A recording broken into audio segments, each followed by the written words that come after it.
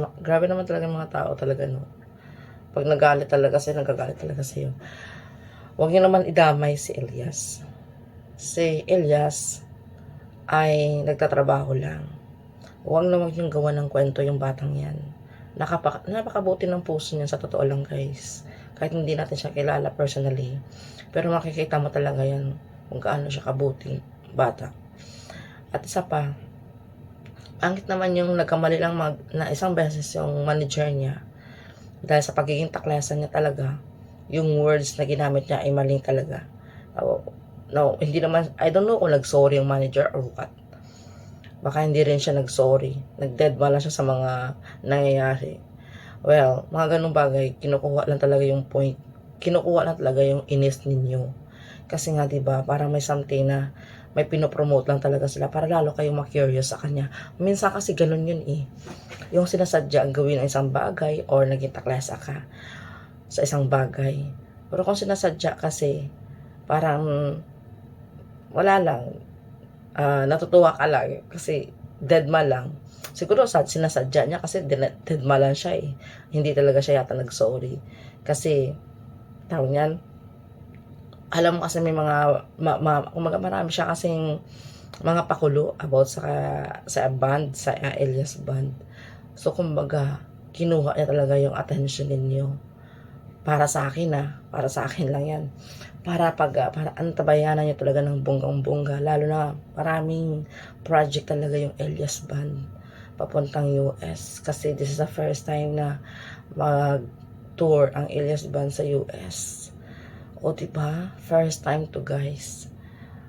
Sa pangangalaga ng kanyang manager na si Beverly. So, huwag nyo na masyadong lagyan ng marami pang issue at saka huwag na masyadong sobra-sobra naman kayo makabash, masyado na kayo makabash below the belt na. Yun nga lang sinabi ng isang tao, masyado nila dinidibdib. Parang wala naman yun sa kanya. O, diba? Kasi never siya nag-sorry eh.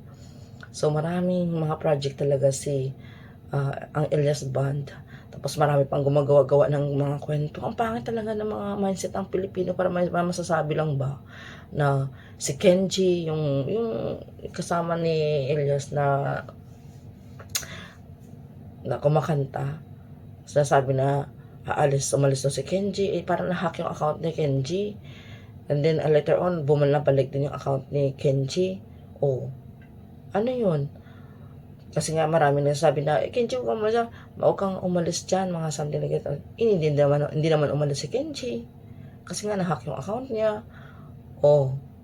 Hindi maganda ba na? At saka si Kenji, napaka-close talaga nila yan ni Elias. No? Ang ugali nila yata parang opposite. Ang kanilang performance din ay opposite. Pero nagkatugma sila. Masaya ang samahan nila. Tapos ginagawang-gawa niyo pa ng kwento. Parang pag-awayan niyo pa yung magkakaibigan. Parang hindi maganda ba? No? Ano ganun? Itong si Kenji, sabi niya, mayroon naman nag-comment. Isang sikat din na vlogger dati. Kilala ko yun. Kasi nakaakyat ako sa live sa Facebook. Aba? Nagpabida-bida din siya. Sabi niya, ito naman yung pasikatin natin. Si Kenji. Para sumikat si Kenji.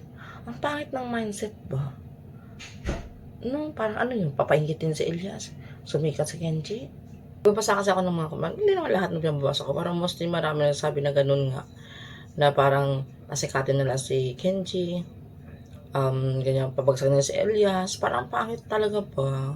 Mindset talaga ng Noipi. I don't like it, no? Iba yung iba, yung iba. Parang mayroon pabida-bida ng mga vloggers, mga ganyan-ganyan. Diyos ko. Ay, nako. Alam nyo guys, tama na yan. Si Elias walang kasalanan. No?